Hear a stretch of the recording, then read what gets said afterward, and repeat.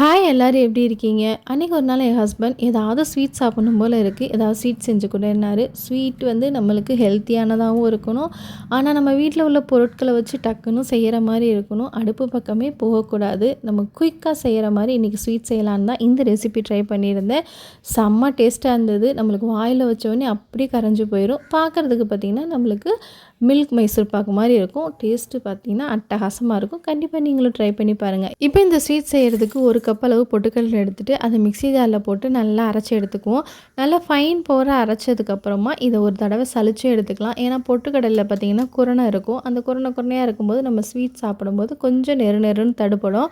அதனால இந்த மாதிரி நல்லா சலிச்சு எடுத்துக்கோங்க. இப்போ இந்த குரணையெல்லாம் நம்ம வேஸ்ட் பண்ணணும்னு அவசியம் இல்லை. இது நம்ம சட்னி அரைக்கும் போது நம்ம யூஸ் பண்ணிக்கலாம். இப்போ அதே கப்பில் 3/4 கப் அளவு நான் கருப்பட்டியை நல்லா உடச்சி எடுத்திருக்கேன்.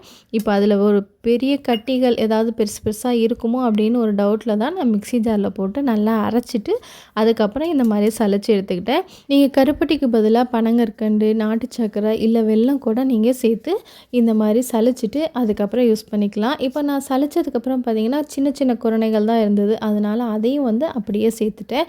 இப்போ அதோட ஒரு 1/2 கப் அளவு தேங்காய் துருவல், அதோட ஒரு 1/4 டீஸ்பூன் அளவுக்கு ஏலக்காய் தூள் சேர்த்துட்டு இது எல்லாத்தையும் நல்லா ஒன்றா மிக்ஸ் பண்ணிக்கலாம். இப்போ இதுக்கு வந்து நான் வந்து தேங்காய் பால் ஊற்றி இதை பிசைய போகிறேன். நீங்கள் தேங்காய் பால் வேணாம் அப்படின்னு நினச்சிங்கன்னா நம்ம நார்மல் பால் இருக்குல்ல, அதே ஊற்றி கூட பிசைஞ்சிக்கலாம். இப்போ நான் வந்து ஒரு 3/4 கப் அளவு பால் எடுத்திருக்கேன். ஆனால் அதை எல்லாத்தையும் ஃபஸ்ட்டே ஊற்றிடக்கூடாது. கொஞ்சம் கொஞ்சமாக ஊற்றி அதுக்கப்புறம் பிசையணும். இப்போ இதோட ஒரு டீஸ்பூன் அளவுக்கு நெய்யும் சேர்த்துட்டு பாலை கொஞ்சம் கொஞ்சமாக ஊற்றி நல்லா பிசைஞ்சுக்கோங்க. இப்போ இந்த மாவோட பதம் பார்த்திங்கன்னா நம்ம சப்பாத்தி மாவு மாதிரி கூட இருக்கக்கூடாது. இப்போ நம்ம பூரி மாவு பதத்துக்கு நல்லா கெட்டியாக பிசைஞ்சுக்கணும். இப்போ இந்த மாதிரி நல்லா பிசைஞ்சதுக்கப்புறமா உங்களுக்கு கையில் சப்போஸ் ஒட்டுற மாதிரி தெரிஞ்சுது அப்படின்னா ஒரு டீஸ்பூன் அளவுக்கு நெய் வேணால் சேர்த்துக்கோங்க. நான் வந்து இதில் வேறு எந்த நெய்யுமே சேர்த்துல, ஒரே ஒரு டீஸ்பூன் அளவுக்கு தான் சேர்த்துனேன். அதனால் இது ரொம்ப ஹெல்த்தியானது. நம்மளுக்கு 40+ மேலே இருக்கீங்க, கொஞ்சம் ஏஜ்டு ஆயிடுச்சு, எனக்கு ஸ்வீட் சாப்பிடணும் போல் இருக்குது அப்படின்னாலும் நீங்களும் சாப்பிட்லாம். இல்லை குழந்தைங்களுக்கு ஒரு ஹெல்த்தியான ஸ்வீட் கொடுக்கணுன்னாலும் கண்டிப்பாக நீங்கள் அதை ட்ரை பண்ணலாம். இப்போ பாருங்கள், எனக்கு 1/4 கப் அளவு தான் பாலாச்சு. மீதி பாலை நான் அப்படியே எடுத்து வச்சுட்டேன்.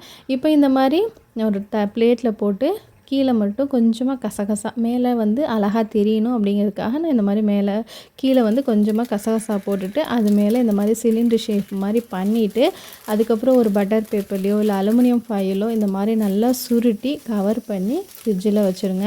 இது வந்து பார்க்குறதுக்கு நம்மளுக்கு அழகாக தெரியணும், ஒரு ஷேப்பாக தெரியணும் அப்படிங்கிறதுக்காக தான் நான் இந்த மாதிரி பண்ணியிருக்கேன். ஒரு ஃப்ரிட்ஜில் ஒரு 5லேருந்து 10 நிமிஷம் வச்சு எடுத்திங்கன்னா போதும். சூப்பராக எல்லாம் செட் ஆகி எல்லாம் ஒன்றா நல்லா அழகாக ஷேப்பாக வரும். இப்போ பாருங்கள், நல்லா கட் பண்ணி காமிக்கிறேன். பார்க்குறதுக்கு நம்மளுக்கு சூப்பராக இருக்கும். ரவுண்ட் ஷேப்பில் அழகாகவும் இருக்கும். நம்மளுக்கு பார்க்குறதுக்கு பார்த்திங்கன்னா நம்ம மில்க் மைசூர் பாக் மாதிரியே இருக்கும். அதே மாதிரியே வாயில் போட்டையும் கரையவும் செய்யும். டேஸ்ட்டும் பார்த்திங்கன்னா அட்டகாசமாக இருக்கும். கண்டிப்பாக நீங்கள் இதை ட்ரை பண்ணி பார்க்கலாம்.